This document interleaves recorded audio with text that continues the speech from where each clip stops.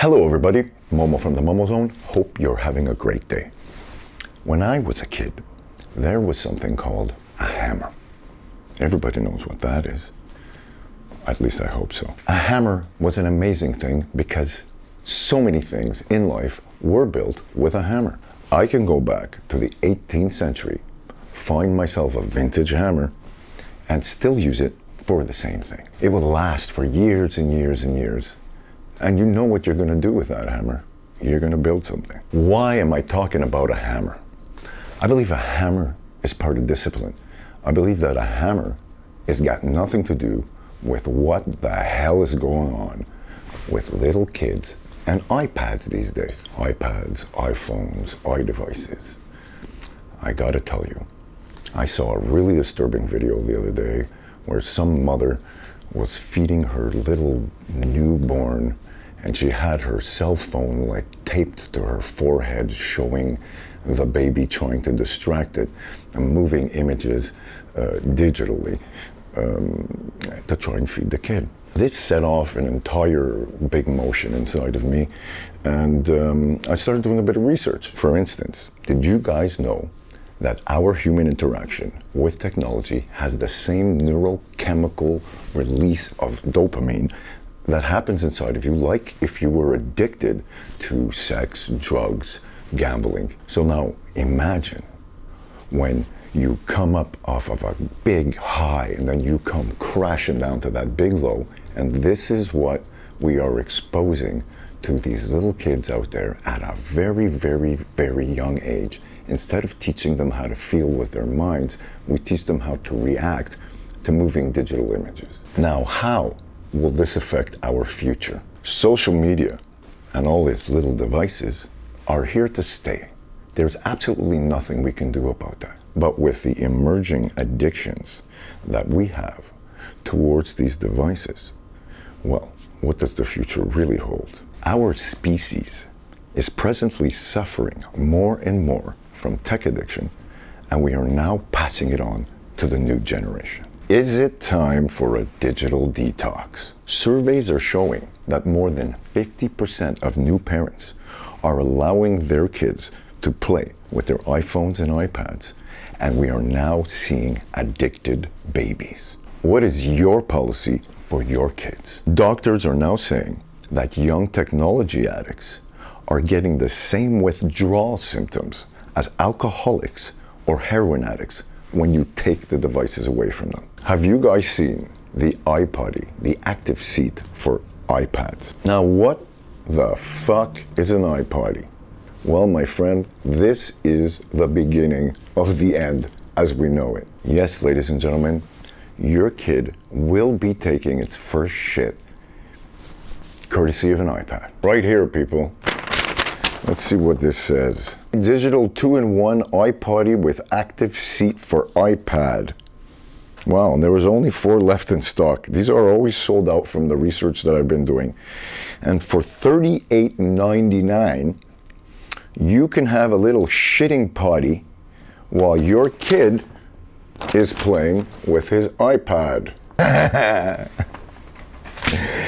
Ladies and gentlemen, that should be illegal. The problem is that the kids see the parents using all these devices, and of course, the kids want to imitate the parents, so are we the problem? More and more studies are showing that the overuse of social media among young adults are starting to create really bad cases of depression. Again, when I was a kid, I'd go out, I'd hang out with people, and I would build things with a hammer, and then we had a tree fort. Wow, that's something solid. Well, maybe we can do this with some kind of little CAD device that we load up onto our phone. I don't think so. I believe that iDevices are absolutely incredible when used properly. Period. I think its strongest point is communication, controlled communication, not addicted communication, as well as my all-time favorite, research and development and education.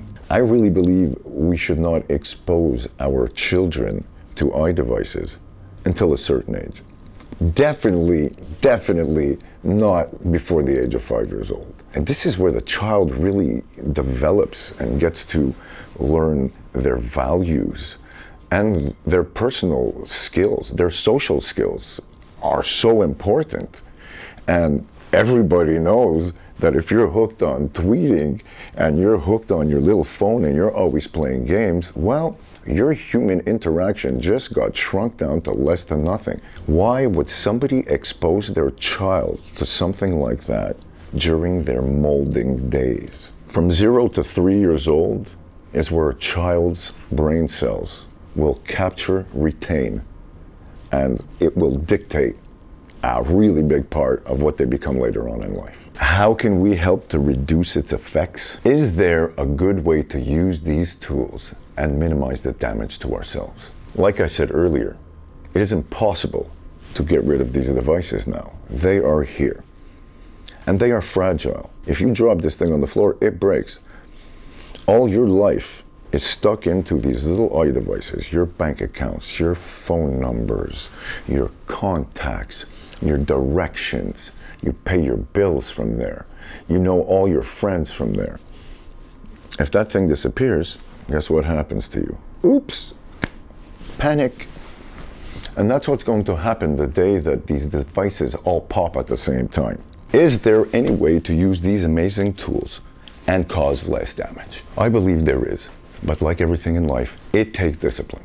Anything that you abuse will become problematic. I suggest that all parents out there who are exposing their young children to iDevices need to strongly consider they got to go out there and really restrict the usage of it till a certain age, until they learn the core values of communication and being aware of things with their eyes and their mind and their senses. Without this, mark my words, in the next 10 years, what we will see will be the most horrific thing that anybody has ever seen. My friends, we are taking the biggest potential of education and reducing it to turning us into the slowest thinking, dumbest mofos on the planet. Oh, one more thing. Let's not forget to talk about the medical benefits of this.